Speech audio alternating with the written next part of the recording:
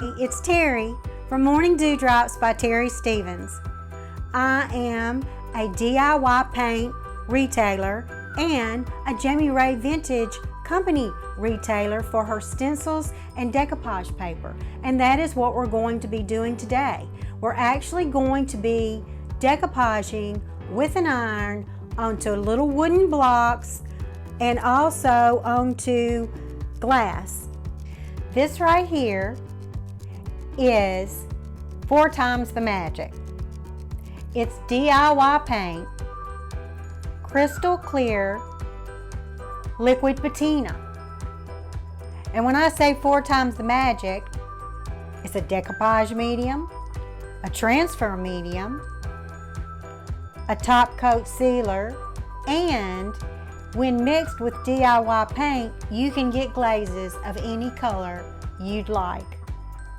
Some of the retailers call it our secret sauce. Doesn't matter what you call it, you'll love it. We're using the JRV Company Monarch decoupage sheet.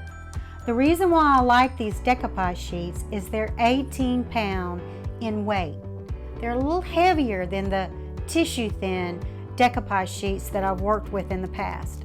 What this does, allows us to have a little manipulation with our embellishment without damaging the paper. We can distress it to make it look like it was painted 100 years ago.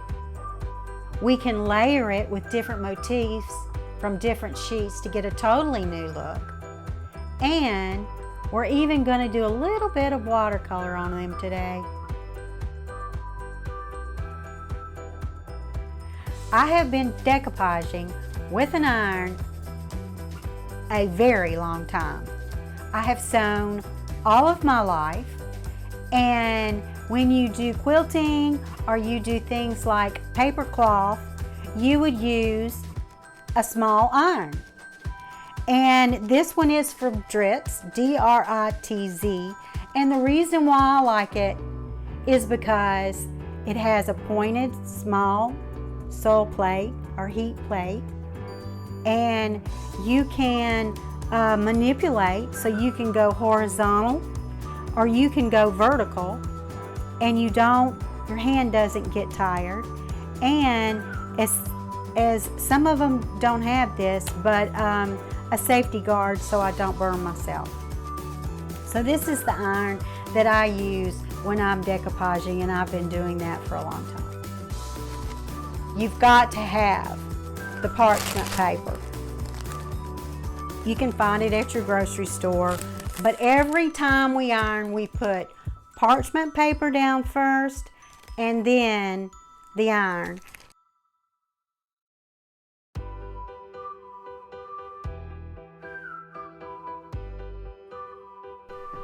The liquid patina has dried, and I'm ironing on the decoupage sheet. When heated, actually becomes one with the wood.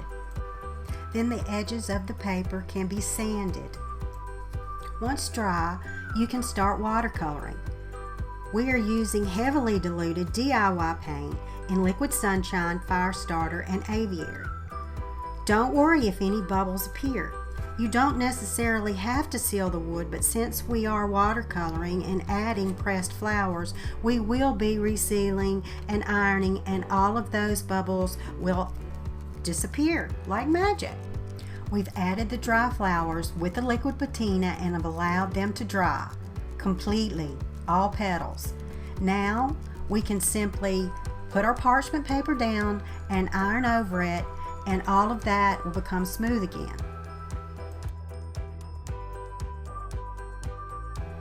You can apply the liquid patina directly to glass or a window. Let it dry completely, and it will be dry when it's completely clear. If you want to add layering or motifs such as these butterflies, cut them out, position where you want them on the decoupage sheet, and add them to the decoupage sheet with the liquid patina before taking the larger section and ironing it onto the glass. With this window, we applied the liquid patina to the back of the window and then ironed on the decoupage sheets into sections starting in the center of each pane. Apply the second coat of the liquid patina. Some of the decoupage sheets may bubble. That's okay. When this has dried and you iron it again for the last time, those bubbles will disappear and the decoupage sheet will become one with the glass. Very minimal streaks may appear from the front of the window, but you can't even see them unless it's tilted at a certain angle. This is the only pane I had very minimal streaks and you can't even see them. Here's another way to decoupage onto glass or a window. Here we've already applied some layering by taking the butterfly motifs and putting them on the decoupage sheet. This sheet has already been cut to the size of the glass that we are using, and we are not applying the patina to the glass. We are applying it all over the decoupage sheet that we will be using on the glass. Let this dry completely.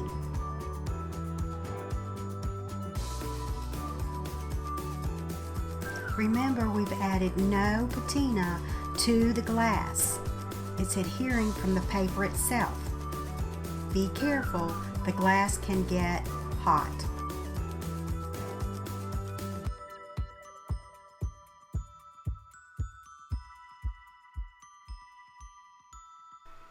The patina is dry and I'm now ironing the glass, and it's hot, but you see there's no bubbles. It is smooth as glass on that glass. Now let's talk about framing.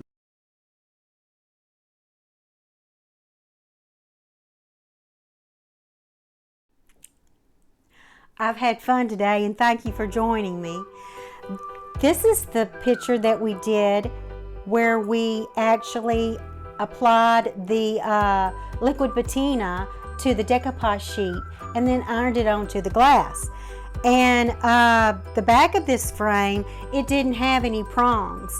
So I chose to take some E6000 on the corners to secure the glass, and then I put a piece of plexiglass on top of that to protect the glass and did the same thing.